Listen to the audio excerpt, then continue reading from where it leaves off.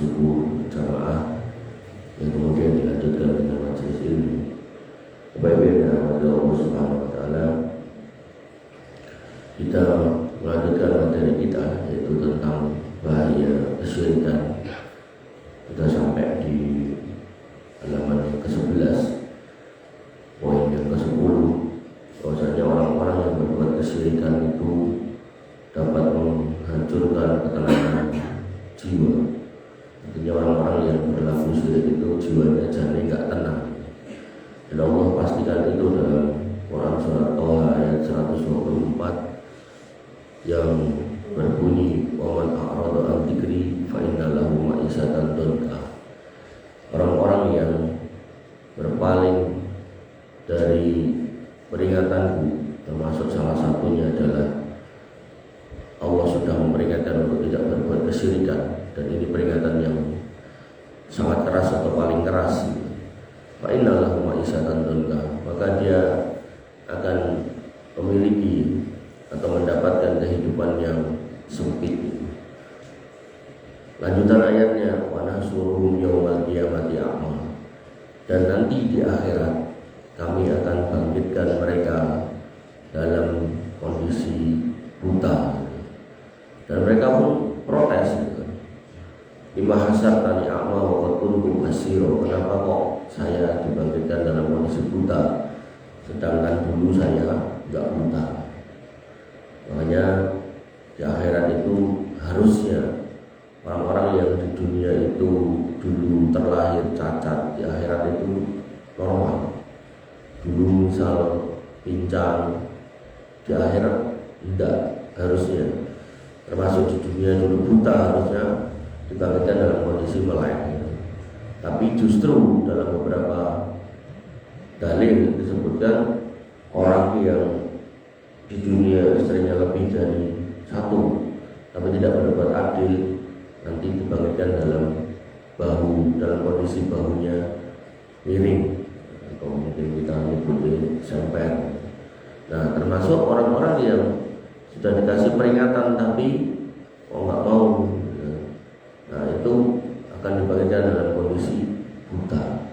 Dan peringatan Allah yang paling besar yaitu tentang kesyirikan, termasuk perintah Allah yang paling besar yaitu perintah untuk bertauhid.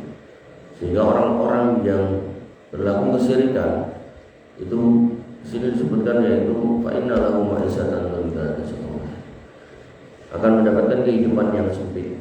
Sempit di sini bukan soal duit, bukan soal harta, bukan, tapi soal rasa, soal jiwa.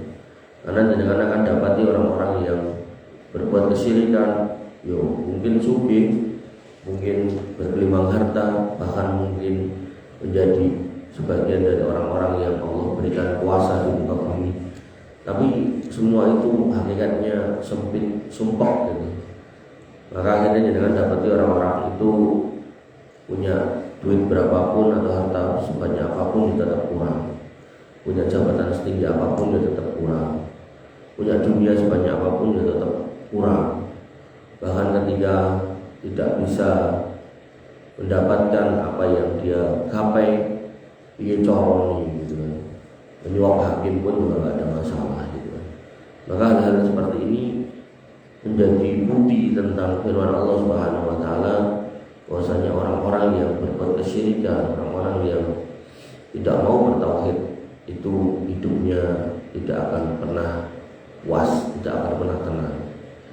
Dan Nabi SAW menegaskan hal itu, ta'isa abdud dinar wa ta'isa abdud dirham. Celakalah hamba uang dan celakalah hamba, di sini disebutkan dinar dan dirham. Jadi, hamba dinar, uang koin emas, beratnya 4,25 gram, ini uang zaman dulu. Wa ta'isa abdud dirham, dirham itu koin perak, beratnya 2,975 gram. Nah, maka ketika ada hamba Allah bertauhid, itu yang terbaik. Maka kebalikannya adalah orang-orang yang menghambakan dirinya pada setan atau orang-orang yang menghambakan dirinya pada dunia. Nah, ini yang tadi saya singgung.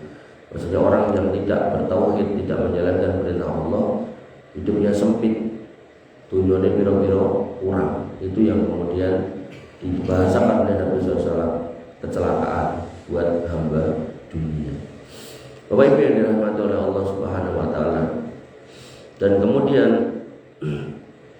orang-orang yang berbuat tauhid atau bertauhid itu adalah orang-orang yang dijamin keamanan. Sehingga ketika orang yang bertauhid itu dijamin hidupnya aman, terkendali, maka orang-orang yang berbuat kesyirikan sebaliknya. Allah Subhanahu wa taala berfirman dalam Quran surat Al-An'am ayat 82 yang berbunyi alladzina amanu wa lam yalbisu imanahum bidzulmin. Orang-orang yang beriman dan tidak mencampur adukan keimanannya dengan kedzaliman, ulaika lahumul amnu wa hum muhtadun. Mereka itulah orang-orang yang mendapatkan keamanan dan mereka itulah orang-orang yang mendapatkan petunjuk. Makanya kalau saya baca ayat ini atau merenungi ayat ini, maka ketika kita bandingkan kondisi negeri kita dengan negeri yang ada di Saudi sana gitu, maka benar-benar terlihat bedanya jauh sekali. Kita hampir tiap saat di dalam hati kita atau dalam diri kita, tiap hari kita harus berpikir kalau kita keluar rumah harus hati-hati. Gak cuma hati-hati soal lalu lintas yang ramai, gak cuma hati-hati soal jalan yang rusak, tapi juga harus hati-hati dari orang-orang yang jahat, orang-orang yang kemudian bisa saja mencopet, merampok, bahkan ada sebagian orang yang kurang kerjaan, dia melukai orang terus pergi di video sebagai bentuk apa istilahnya kebanggaan atas perbuatan tersebut gitu kan. Maka ketika kita mengerti atau melihat hal itu di negeri kita, kok nganti tekan semono jane enek opo. Mungkin orang-orang yang concern di urusan pendidikan dia akan mau berpikir, wah ini anak-anak muda yang tidak dididik adab. Bisa jadi bahasanya begitu. Kemudian bisa juga oh ini anak-anak muda yang kurang kasih sayang. Bisa jadi bahasanya kayak gitu. Kemudian ada lagi yang mengatakan oh ini anak-anak muda yang kurang perawatan dari orang tuanya. Ya mungkin gitu. Tapi ketika kita membaca ayat ini, yaitu orang-orang yang beriman dan tidak mencampur adukan keimanannya dengan kedzaliman, maka mereka akan mendapatkan keamanan, mulai kalahul amnu wa hum muhtadun. Mereka akan mendapatkan keamanan dan mendapatkan petunjuk. Maka para sahabat ketika mendengar ayat ini, mereka bertanya pada Nabi SAW, ya Rasul, kalau memang ada, siapa yang kemudian tidak pernah berbuat dolim? Karena bahasa ayatnya orang-orang yang beriman dan tidak mencampur keimanannya dengan kedoliman. Mesti kita pernah berbuat dolim. Dolim itu wad'u syai'in fi ghairi makanihi, meletakkan sesuatu tidak pada tempatnya. Ya, cara sendal itu ning sikil, enek wong sendal taruh di kepala gitu. Ini sebuah kiasan. Maksudnya apa? Maksudnya orang yang kemudian tidak melakukan sesuatu sesuai porsinya, sesuai ketentuannya, maka itulah orang-orang dolim. Jadi orang tua tapi nggak ngurusi anaknya, itu dolim. Atau kemudian wayah istirahat nggak istirahat, itu dolim. Wayah makan nggak makan, itu dolim. Wayah puasa suruh puasa malah makan, hal-hal seperti itu termasuk kategori dolim. Artinya setiap kita kemungkinan pernah melakukan kedoliman. Nah makanya para sahabat bertanya, dolim yang seperti apa ini? Nah kemudian Nabi SAW mengatakan, alam tasma' qaula Luqman al-Hakim libnihi, apakah kamu tidak pernah mendengar firman Allah Subhanahu wa taala mengenai Luqman al-Hakim yang memberikan nasihat atau pendidikan kepada anaknya, di mana Luqman al-Hakim mengatakan, ya bunayya la tusyrik billah inna syirka la dzulmun adzim. Wahai anakku, jangan berbuat kesyirikan kepada Allah, karena kesyirikan itu adalah kedzaliman yang besar. Maka Rasulullah SAW menegaskan maksud dolim pada ayat ini adalah kesyirikan. Nah, sehingga kalau dikembalikan ke konteks yang sekarang kita lihat, bagaimana kemudian lingkungan kita nggak aman, lingkungan kita nggak aman, sehingga menyebabkan nggak nyaman gitu. Maka ketika kita lihat ayat ini, maka sebenarnya asas dari keamanan secara umum, kalau misal kita pengen negeri ini aman secara umum, maka bertauhid. Sebaliknya orang yang kemudian negerinya berisi dengan berbagai macam warna-warni kesyirikan, apakah yang sifatnya kelihatannya sepele sampai yang gede, sampai yang kemudian dijadikan sebagai hari tertentu dalam suatu daerah sebagai perayaan tertentu, sehingga sampai diliburkan kegiatan di daerah tertentu untuk kemudian menjalankan itu, merayakan itu, maka insya Allah aspek untuk tidak aman itu akan terus terjadi dan terus ada. Makanya kalau nanti panjenengan jadi bupati, jadi wali kota gitu, maka pastikan dengan pengen kampung kota itu aman gitu, termasuk jadi lurah, pengen desanya aman, maka bertauhidlah sak desa. Begitu kemudian sak desa, sak kampung, sak kota bertauhid semua, insya Allah warganya itu akan ditata oleh Allah Subhanahu wa taala sehingga akan aman. Tapi nek kemudian nggak mau bertauhid, ya wes. Akhirnya yang terjadi seperti sekarang ini. Sampai di Depok dulu waktu saya di Jakarta itu ada ibu-ibu nang pasar jikat begal, terus jadi kan dia mau jikuk motornya kan bisa. Ternyata yo begalnya kurang puas. Ibu-ibu itu di jikuk diangkat diucalke ten kali. Jadi emang benar-benar cak nom-nom orang gawean gitu. Ya memang kalau kita pahami loh, itu kan kesalahan orang tuanya iya. Itu kan kesalahan pendidikan iya, itu kan kesalahan pergaulannya iya. Tapi segala macam itu, jadi mama sudut pandang itu sudut pandang kecil-kecil gitu. Tapi sudut pandang besarnya suatu negeri, suatu daerah, suatu kampung, kalau kemudian mau bertauhid secara besarnya, maka Allah yang akan nata ini kecil-kecil ini. Makanya ketika hidup kita tadi kok ora nyaman urip, kok sumpah gitu, coba kita cek tauhid kita.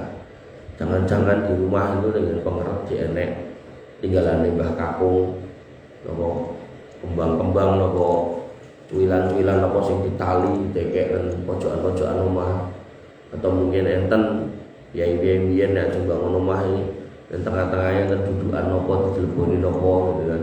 Jadi kalau enten ngoten itu diresi, kajenge tenang hidup kita ini. Ya kajenge aman kita. Bapak Ibu yang dirahmati oleh Allah Subhanahu wa taala, tentu keamanan yang hakiki adalah selamat dari neraka. Sehingga orang-orang yang berbuat kesyirikan ya pasti enggak selamat gitu. Jadi keamanan di sini bisa keamanan di dunia, wabil khusus keamanan di akhirat. Kemudian Nabi SAW mengatakan dalam sebuah hadis, man asbaha minkum aminan fi sirbihi, siapa di antara kalian yang pagi hari ya, bangun dalam kondisi aman di tempat tinggalnya, aman, mu'afan fi jasadihi, sehat badannya, artinya jenengan tadi bisa bangun dalam kondisi aman, ada apa-apa ning rumah, mlaku ning masjid ora ana apa-apa, kemudian badannya sehat, kemudian wa indahu qutu yaumi, dan pada hari ini ada yang dimakan. Delok dapur ada beras, ada telur misal, ada minyak goreng, ada tempe, ada tahu gitu. Kata Nabi SAW, faka'annama hizat lahu dunya, maka seolah-olah dia sudah mengumpulkan untuknya dunia. Jadi seolah-olah dunia itu sudah terkumpul pada orang yang bisa bangun kanthi sehat, karena ada orang yang sakit dan nggak bisa bangun, atau bangun tapi kondisinya sakit gitu.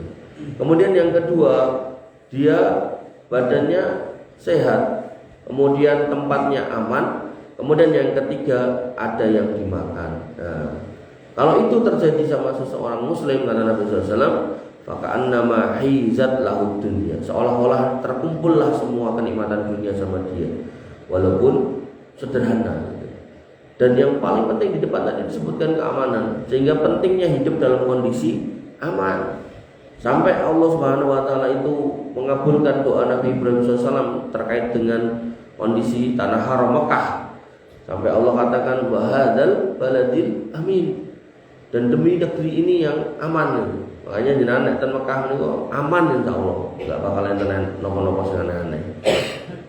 Dengan napa istilahnya jalan sendirian yo aman, bareng sama keluarganya yo aman gitu. Belanja nggodit sekepok yo aman, mboten bakal tutupin sinten-sinten.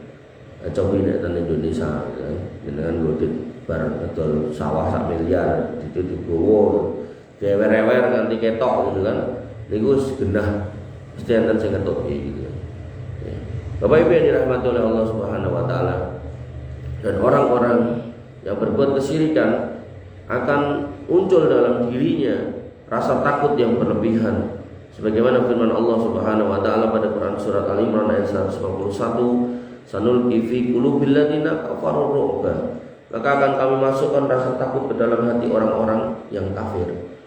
Hingga orang-orang yang berbuat kesyirikan itu seorang aman, dia was-was.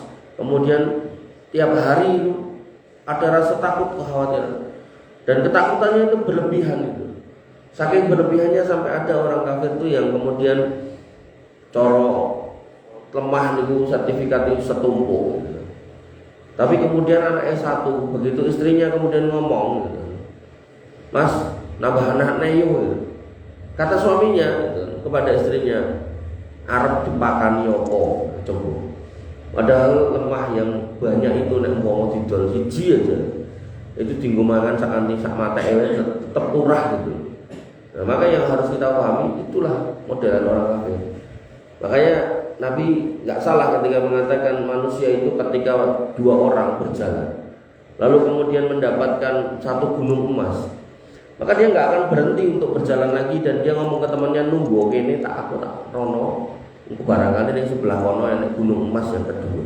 Terus, makanya jangan dapati mereka kemudian ngerok kekayaan di Indonesia dari mulai Freeport sampai kayak gitu, kemudian tambang-tambang timah sampai 270 sekian triliun dan seterusnya. Maka mereka nggak akan kemudian berhenti dengan secukupnya perutnya atau sebatas usianya, enggak, terus gitu. Sampai Allah katakan jama'a malau wa addadah, mengumpulkan terus dan ngitung-ngitung. Tujuannya apa? Yahsabu annama lahu akhlada. Dia merasa dengan makin banyak dikumpulkan dia akan makin kekal hidupnya, tidak ada masalah. Sedangkan Allah punya jawaban sebaliknya, bahwasanya orang-orang yang kafir sanulqi fi qulubil ladzina kafaru ru'ba, akan kami masukkan ke dalam hatinya rasa takut. Wah, ini orang sing dipangan. Padahal jangankan mau beras sekilo 2 kilo, bahkan sak gudang-gudangnya dia sanggup bayar. Masih bertanya kayak gitu. Rekening duitnya banyak masih kurang terus. Sehingga orang-orang yang seperti itu hidupnya nggak akan tenang. Dan kemudian dalam sebuah hadis Nabi SAW mengatakan, "Inna syirka la yukhawwifu sahibahu bid dunya wa la yajidu nafsahu aminan." Sesungguhnya orang yang berbuat kesyirikan itu selalu akan merasa takut tentang urusan dunia. Pokoknya kurang. Tapi nek wong iman aja dengan misal didit mung 100.000 ngono ya dipertil 10.000 infak gitu. Didit 50.000 ngono ya nawari kancane, tak dijake miyam yo.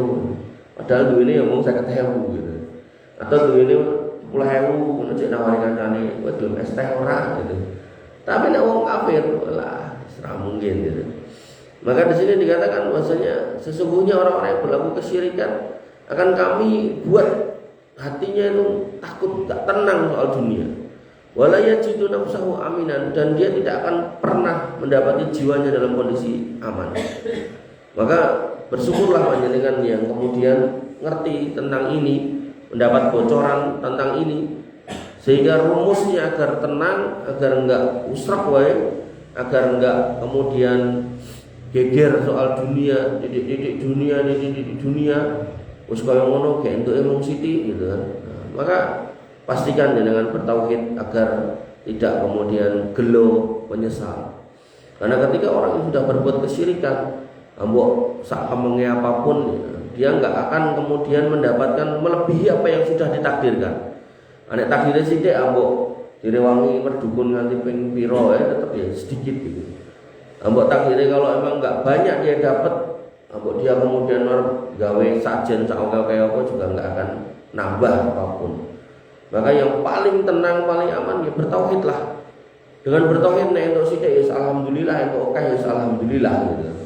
Nek entuk sithik ya cek sedekah, entuk akeh ya sedekah tambah akeh gitu. Ya nek wong lanang kepepet kawin meneh gitu. Enggak apa-apa kalau emang mampu berbuat adil gitu.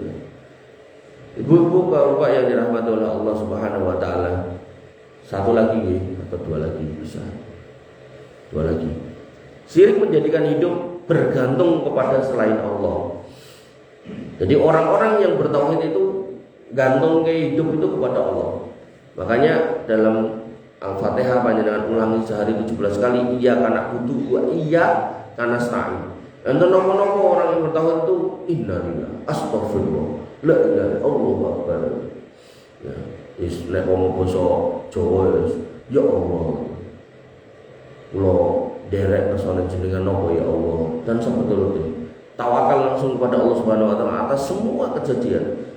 Tapi nek wong yang berbuat kesyirikan nih, wah iki goro-goro sajene kurang, wah iki goro-goro tirakate kurang, wah iki goro-goro aku telat ngoro-ngorono, iki goro-goro salah guru, iki goro-goro salah napa istilah dukun, iki goro-goro jimate kleru, iki goro-goro kembange kurang. Pantesan ora panen, ternyata sajane ra nek ndoke, hubungane apa ndok karo sawah gitu. Ya. Maka Allah Subhanahu wa taala mengatakan pada Quran surat Maryam, wattakhadhu min dunillahi alihatan liyakunu lahum izza. Mereka mengambil selain Allah Subhanahu wa taala sebagai sesembahan untuk menjadi pelindung bagi mereka. Jadi mereka merasa nek duwe sesuatu yang dikeramatkan, duwe sesuatu yang dipuja, duwe sesuatu yang digantungkan entah di lehernya, entah di rumahnya, entah di kamarnya, entah di kendaraannya, kan enten kepiye tentu gantung ke jembatan mobil. Dia enggak akan merasa tenang gitu. Padahal nek ngomong ke mobil hubungane napa niku gantungan-gantungan niku kali keselamatan. Mboten enten. Wong gantungan niku kadang biji-bijian dironce, kadang bentuk napa dironce gitu. Digantung, ada hubungannya. Anak pengen kemudian dilindungi ya jelas yang penting mobilnya lancar, boten mogokan, terus taat lalu lintas, terus kendaraan boten nyayaan, insya Allah aman. Nah, tapi nek mobilnya hanya ditumpaki cah enom nyayaan, mati nabrak nopo-nopo ya, otomatis wong sing kesenggol ya nesu lah. Nek wis ngoten ya apa gunane digantungi nopo-nopo, boten enten. Makanya kadang itu ketika itu kita itu kalau kayak di perempatan disajeni gitu kan, mesti kok iki napa tambah gitu. Oh ben ra tabrakan, hubungannya nopo kembang niku kali tabrakan. Nek memang kita pengen supaya perapatan niku enggak terjadi kecelakaan, yo gampang. Dikai wae bangjo gitu kan. Satu, atau kemudian dikai kaca sing gede. Dua, atau kemudian pagere yang pojokan itu didukke. Dadi dari sana bisa ndelok sebelah sini gitu kan. Tiga atau empat, dikai polisi tidur. Jadi begitu menyedaki perapatan ngerem gitu kan. Wong asine wong kecelakaan di perapatan kampung itu kan karena ya-yaan gitu. Genah perapatan tapi ra iso anteng, ra iso alon gitu. Maka yang harus kita pahami harusnya sebab yang masuk akal yang kita lakukan, bukan kemudian kayak kembang, kemudian pakai aneh-aneh ditaruh di perempatan. Apa hubungannya? Enggak ada hubungannya. Bapak Ibu yang dirahmati oleh Allah Subhanahu wa taala, lalu Nabi SAW mengatakan inna akhwafa ma akhafu alaikum syirkul asghar. Sehingga orang-orang yang kemudian hidupnya di atas kesyirikan, dia akan terus mencari pamrih manusia.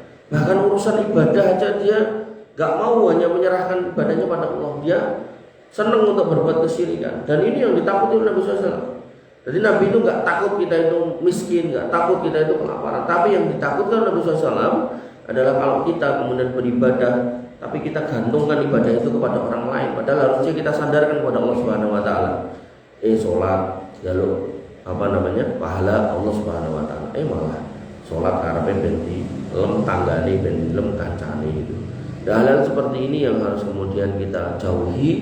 Jangan sampai kita kemudian terperdaya oleh syaitan sehingga kita akan hidup dengan tidak tenang.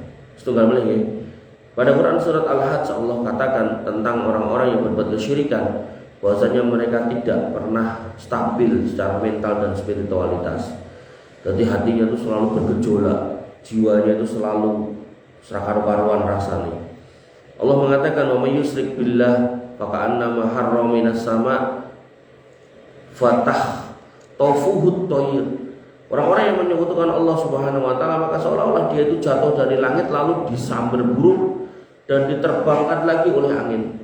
Jadi diangkat, cebloknya gitu kan, begitu ceblok kudune ajur, tapi urung nganti jatuh sampai bawah, ditiup angin ben tambah dhuwur tambah adoh. Maka ini menjadi pertanda bahwasanya orang-orang yang berbuat kesyirikan dia itu akan dalam kondisi yang tidak penak hidupnya, tidak penak, dan benar-benar jenengan akan dapati mereka, sebagian mereka bahkan bunuh diri karena saking stresnya ngadepi urip. Padahal sebenarnya orang hidup itu simple. Sampai Nabi mengatakan, ajaban li amril mukmin, menakjubkan urusan orang beriman, in asobatu syarra sakaro, entuk sing penak-penak bersyukur, wa in asobatu doro sobaro, kok entuk lagi ra penak sabar. Udah itu aja pilihannya. Sabar syukur, sabar syukur, sabar syukur sampai mati. Udah. Tapi orang-orang itu enggak. On sabar ogah, on syukur mo gitu. Dicukah ya ogah syukur, ra didit ya ogah sabar. Renek masalah ya ogah syukur, ogah masalah ya ogah sabar. Akhirnya stres dhewe dan kemudian bunuh diri. Nabi SAW mengatakan, man ahabba lillah wa abghadha lillah faqad istakmalal iman. Nah, orang-orang yang beriman itu tentu mental jiwanya itu stabil. Sampai mereka kalau harus mencintai, mereka mencintai karena Allah. Nah, harus membenci karena Allah. Jadi bukan karena fisik, bukan karena penampilan, bukan karena duit. Hubungan itu terbangun atas iman. Oh, aku seneng mbek kowe mergo kowe iki ya wong Islam. Aku tambah seneng mbek kowe mergo kowe ya wong salat. Tambah seneng meneh ternyata kowe ora tau nglakoni kesyirikan. Makin seneng meneh ternyata kowe ora tau ngapusi kan gitu. Nah, enten mawon piyai rajin salat ning rajin ngapusi enten mawon gitu. Nah, maka orang yang kemudian bisa mempertunjukkan sikap saling mencintai dan membenci di atas keimanan, kata Nabi SAW, itulah orang yang sempurna imannya. Makanya kebaikan kesempurnaan iman panjenengan ini harus kemudian dibangun di atas ketauhidan agar kemudian penak, stabil dan tidak goncang dan tidak gelo gitu. Tapi nek hubungan itu dibangun di atas kepentingan, aku cedak mbek kowe mergo kowe dedit, ngono ora ndek tak tinggal. Aku cedak mbek kowe mergo kowe duwe usahamu bangkrut kowe tak tinggal. Aku cedak mbek kowe mergo kowe gane jajakke, nek ora tau jajakke aku yo mau kekancan karo kowe.